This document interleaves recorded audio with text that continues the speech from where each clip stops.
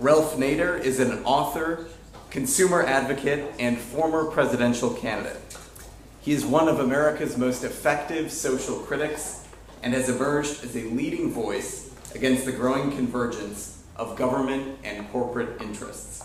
He is the author of Unstoppable, the emerging left-right alliance to dismantle the corporate state. The title of Mr. Nader's remarks are Eisenhower's Warning, Prophetic and Presently Understated. Please join me in welcoming the distinguished Ralph Nader.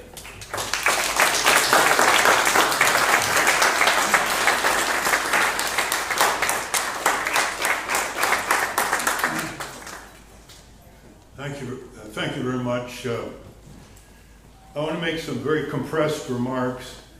Some of you can elaborate them at subsequent meetings. And the importance is that we're here together.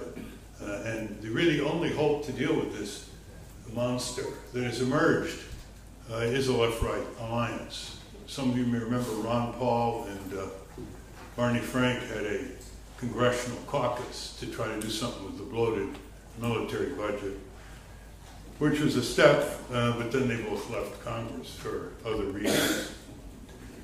When Eisenhower spoke on this, he wanted to use the word military congressional industrial complex, and they persuaded him to drop the congressional because he was already in hot enough water. He didn't want to be too alienated. But before he said that, in 1961, in his farewell address, in 1953, before the National Association of Editors here in Washington, their convention, he did what no other president has done since. It was called the Cross of Iron speech, and he said, we can destroy the Soviet Union, and the Soviet Union can destroy the United States. Is this the way we want to live? And so he drew a line, and he said, so many bombers could build so many schools, and so many destroyers could build so many roads and bridges, on, and hospitals, and so on. And it's interesting that no other president has come close to mentioning this kind of trade-off. Out of fear that comes from many directions. It's not just fear of Lockheed Martin's campaign contributions. It's fear of being denounced by the American Legion, the VFW, the labor unions who might lose jobs. It's a comprehensive source of dread for politicians.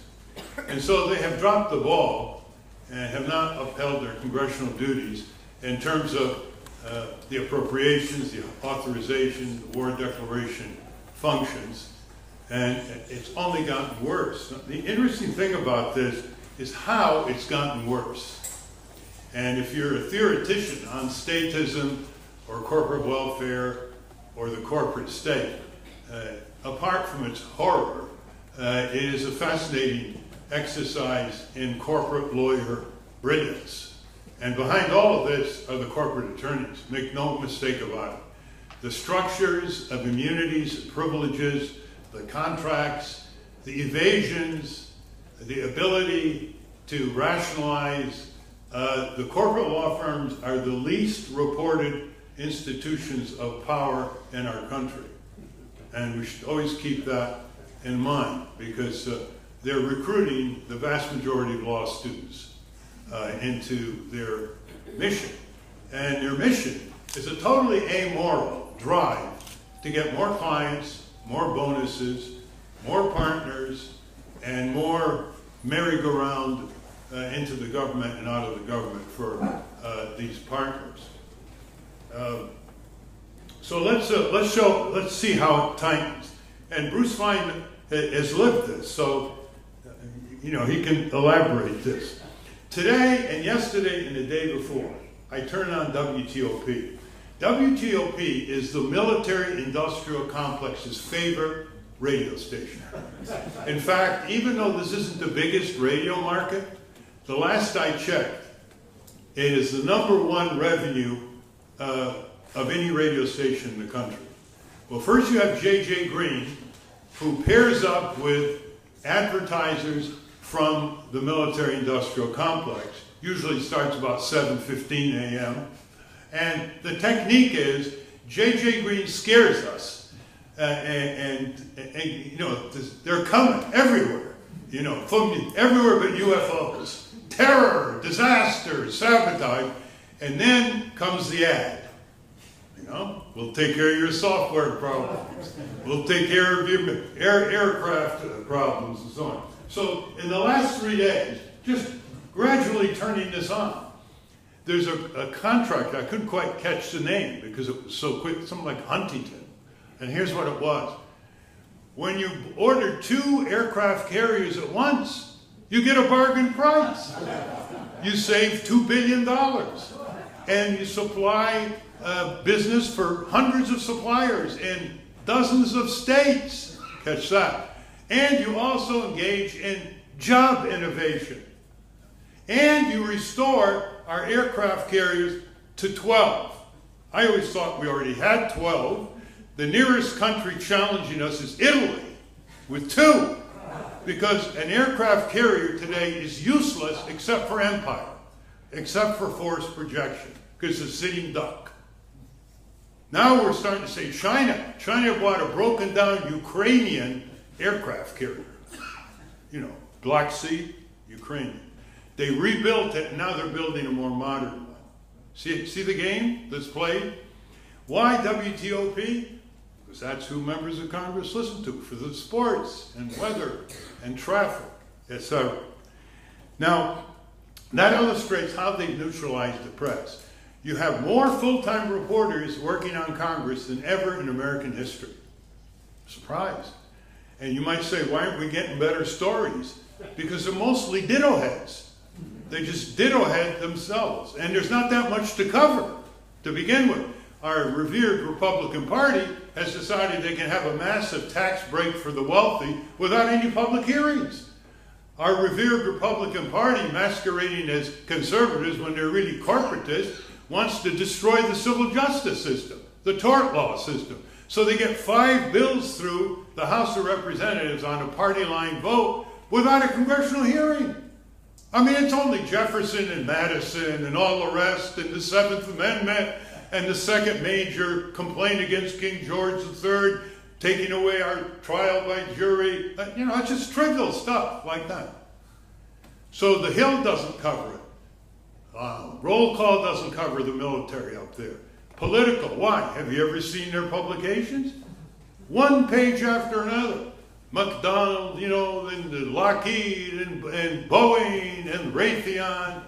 They know where their bread's buttered. They've neutralized the media. The second intensivity of the military-industrial complex is even more beyond anybody's scenario of 30, 40 years ago.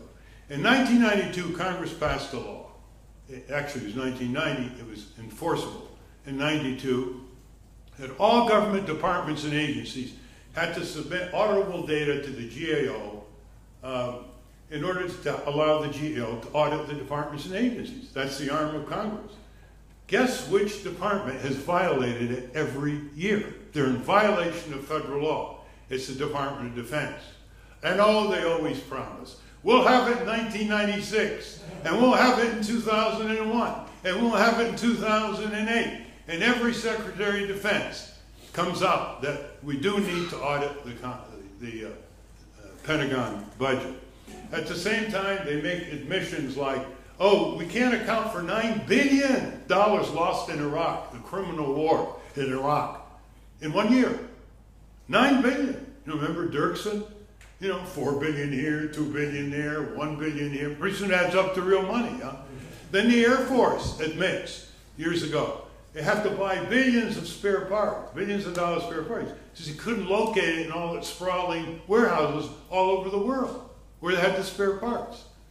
And of course, an unaudited budget is a breeding ground for criminality, for corporate criminality, for government criminality, for bribery, waste, corruption, illegal authorization.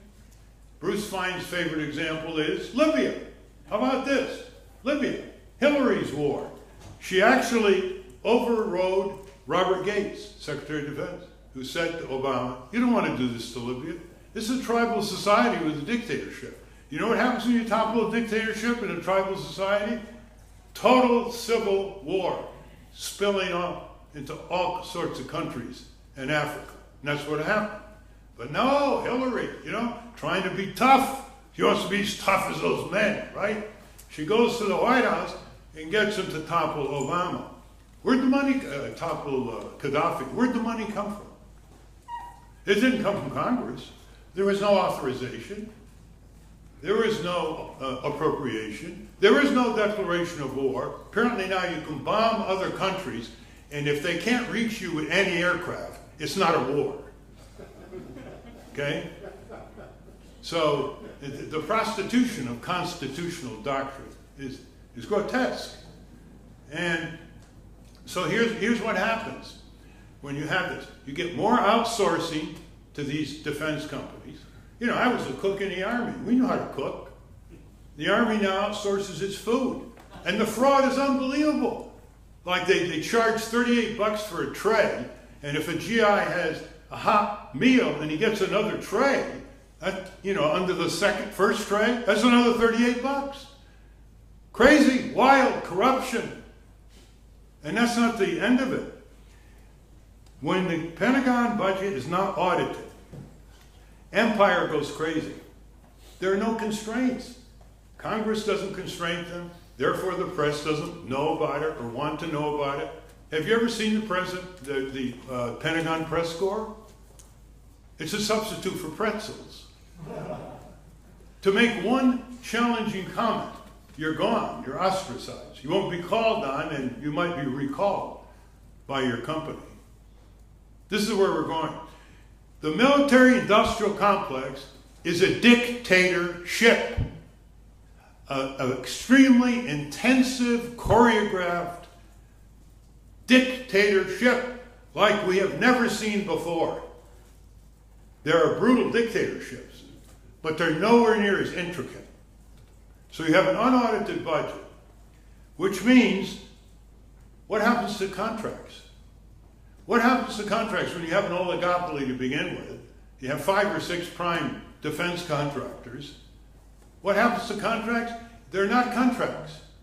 Some of you may remember the legal historian from Britain in the 19th century, Henry Maine, when he said the transition from medieval serfdom to free workers was marked by the transition from status to contract. In other words, the status of a serf to a free negotiating worker, artisans. Well, we now have moved in the Pentagon contract from contract back to status. Who do you think is going to build the nuclear subs besides General Dynamics with all their subcontractors? So you've eliminated the instrument of legal accountability. When they go way over the contract, it's just another golden handshake. They even have a phrase for it. This should be a Pentagon, by the way, dictionary. Defoliation, What do you think that is? Chemical warfare. You remember the $450 claw hammer that you can get for 10 or 12 bucks in a hardware store?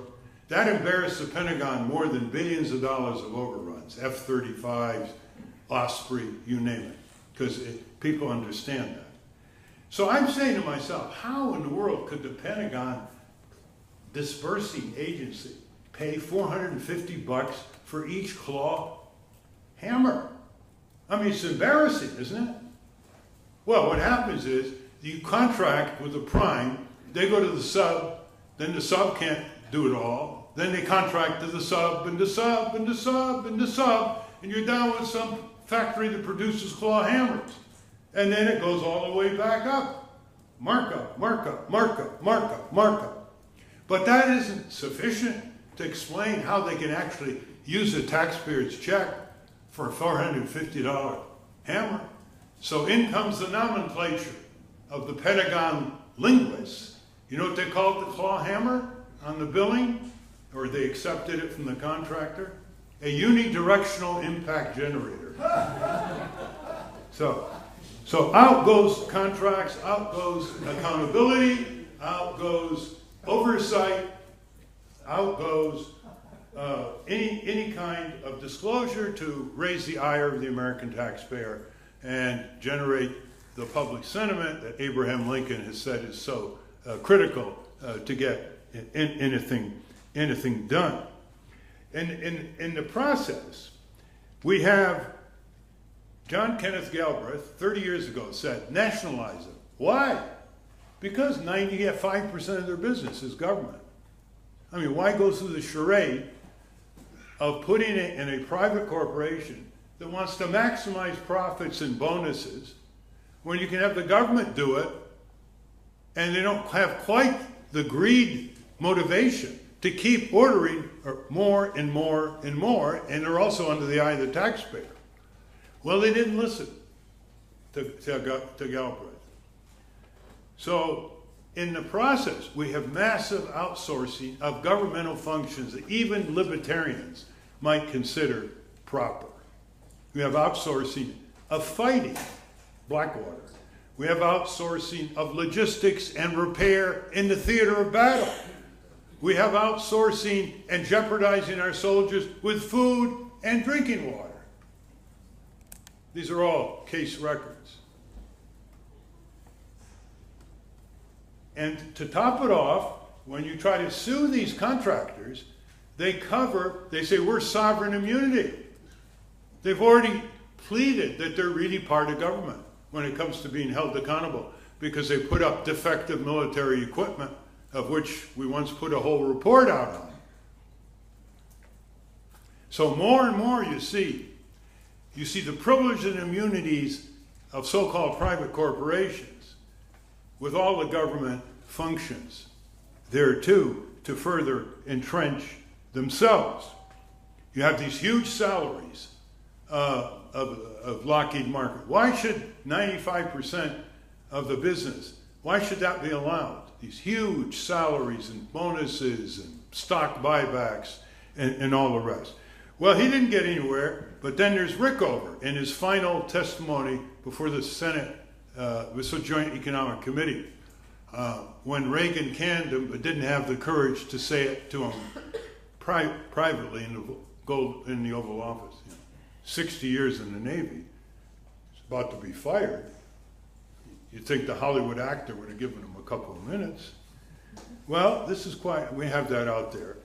This is quite testimony. He thought that there should be a naval shipbuilding company as a yardstick to the private shipbuilding companies, which he thought were ripping off the government big time and without any diminution in their ambitions. Now, here's another recent extension.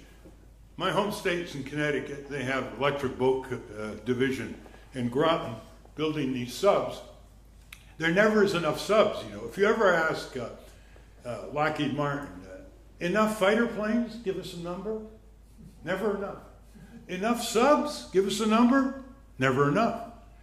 There was once a meeting with MIT scientists and James Schlesinger in the Department of Defense, and as they were walking out, this is an eyewitness account, as they were walking out of Jim Schlesinger's office, Schlesinger mused, it's really so good that the American people don't know the full destructive capability of our weapons. And the physicist who told me this said, yeah, you know what he meant by that? He meant that if we knew that one Trident nuclear sub in 1 hour could wipe out 200 cities in the world, maybe we wouldn't want that many of them. And so here's how bad it's gotten. It's not enough that General Dynamics has a guaranteed market, has a guaranteed cost overrun market, has a guaranteed no congressional oversight market. It now wants the subsidy from the taxpayers of Connecticut for the privilege of building subs near New London. And it's already gotten a $100 million package with the ribbons signed by the governor, about to be signed. And they're going for $50 million from Maine. You see, there's no end to the Moloch. There's no end to the gluttony. And let me give you a prediction, and I don't make many predictions. The military, congressional, industrial empire complex, if not stopped, will destroy the United States of America.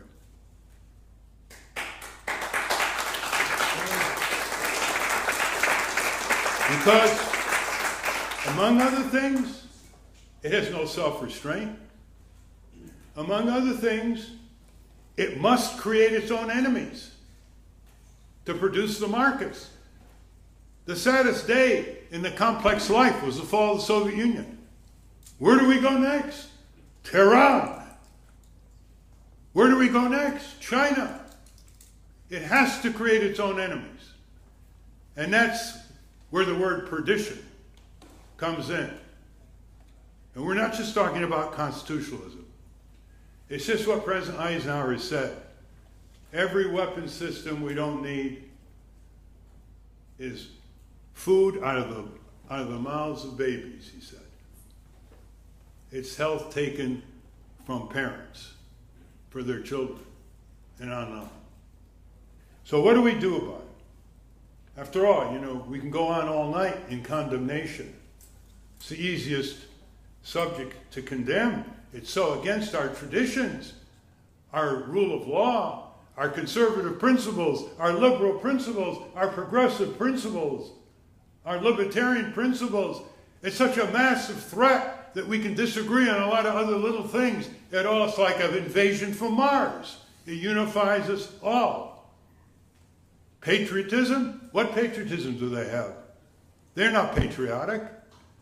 Getting our country into criminal wars of aggression, violating the Constitution, federal statutes, international treaties that we sponsored and belong to, that's patriotism. Using soldiers who go into a voluntary army because they can't afford college and want to save a little money to support their tuition, and feeding them into that grinding machine where they go over and kill 100 people for every one of them that dies, and then they come back and see you later. But going out, they praise them like crazy. Flattery by the plutocracy is a controlling process. And then they say to people, shut up and shop after 9/11. Shut up and shop. And then we're told, thank you for your service. We're supposed to say this. So, thank you for what? For being a victim of organized criminals who misuse our laws? Thank you. And when they come back, you're on your own. Stand in line in your wheelchair. I've seen it, and a lot of you have seen it. So what do? I wrote a little book called Breaking Through Power. It's easier than we think, and it applies here. And the book outside, for those of you who want to read and think, readers think, thinkers read, and apparently conservatives read more than liberals, judging by the bestseller list. Maybe that's because you dominate talk radio. Is the following. You start out with retired, enlightened military, diplomatic, and national security officials who know what the score is. And there are several hundred of them. 300 spoke out before the Iraq invasion. General Zinni, General Odom, former head of NSA, Admiral Shanahan, heavy people. James Baker, Brent Scowcroft, so on. So you start out with them. You get some enlightened billionaire to set up a secretariat to facilitate their access to the media, to members of Congress, and to organize in each congressional district. And once you get 300, you'll have 1,000 within a few months. They know what the score is. They've been there. And they're not all going to be consultants to General Dynamic or Lockheed. The great retirement plan for Pentagon ex-officials. The second thing you do is you get a left-right coalition in Congress. You build on the Ron Paul, Barney Frank. We know they're there. Bruce meets them. Jim McGovern, Walter Jones. Even if you just start with 20 or 30, that'll give a little courage to another 20 or 30. So we start the process. the Proxmire process of intensive investigation and congressional hearings. Then you develop something that's quite unique, which is model defense contracts. Not the kind that are set up to fail the taxpayer, not the kind that are set up to ratchet up in terms of fewer F-35s for more money, not the kind that are set up in order to sell to other countries so we can say they all have F-16s, so we're not first. We have to buy a deficient F-35 to ratchet up. So that's important to do. We have to bring in the judiciary here. The judiciary is the big cop-out branch of government. They have these convenient doctrines: no standing to sue, a political question. How wonderfully modern from medieval times. But we have to get the judiciary involved. In terms of getting people aroused in the prior panel, the way you get people aroused is you work with existing mayors who have already had press conferences on diverting some of the bloated military budget to infrastructure back home. Schools, bridges, highways, public transit, sewage, water systems, crumbling infrastructure back home. And if you expand that, and you know Ben and Jerry's had a bus and they went all over the country on the Pentagon budget.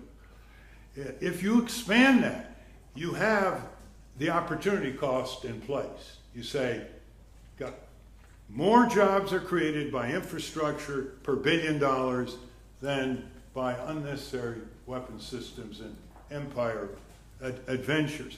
That's the way you get the attention of members of Congress.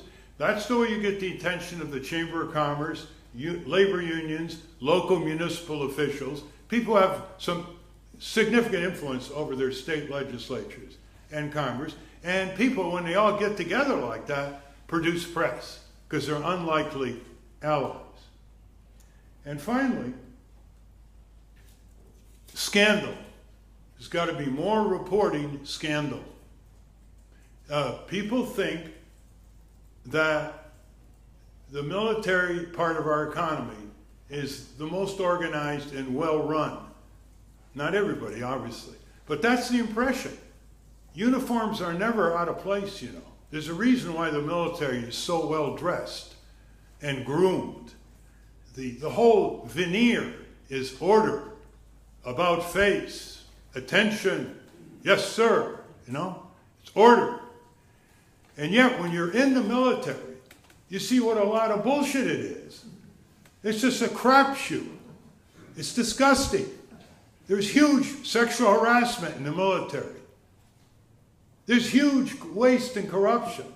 When I was in the military, they would throw away whole loins of pork that were left over. They wouldn't even give them to the pigs to eat. Just throw stuff away. They're throwing huge trucks and all kinds of things from Afghanistan as they limit things. Scandal wakes people up, especially if it's the level of the $1,500 toilet seat cover. Last point is this. What we have to recognize is that the military-industrial complex compromises the three branches of government and neutralizes them, and forces them to behave in unconstitutional and illegal matters. And so we have 1.2 million lawyers in this country. And they're more than just attorneys for clients. They're legally obligated by the Code of Ethics to be lawyers for the advancement of justice and the rule of law. And we all have an obligation to arouse them. You don't have to arouse that many to arouse them.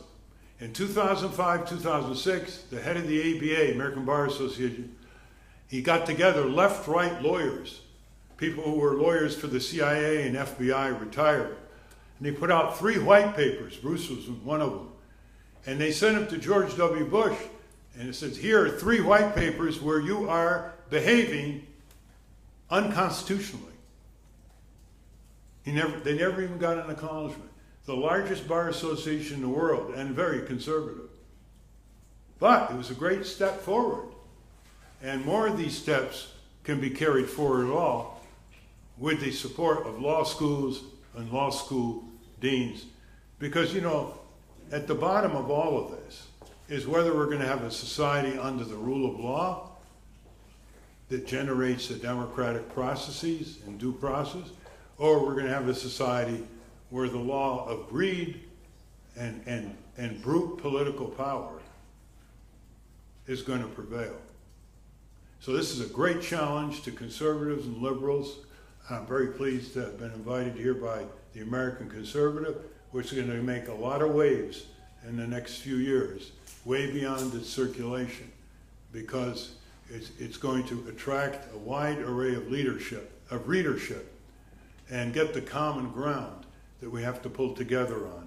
I'll be out there if you want to get this book. We have 24 areas where left-right converges, which we're not told about by the ruling groups. They want to divide and rule us. And where you can hear the wisdom of Admiral Rickover, who I might say is almost forgotten by today's young generation. Admiral Rickover, who's he? It's very important to hear his final summation after 60 years in the Navy. There's no officer in the Navy who's come close to spending that much time. And he built the nuclear Navy. And he said in his testimony, "I wished I had the power to sink them all." This is what happens when we get into that conundrum that Eisenhower pointed out. We can destroy them, they can destroy us. Is this the way we want to live? Thank you very much.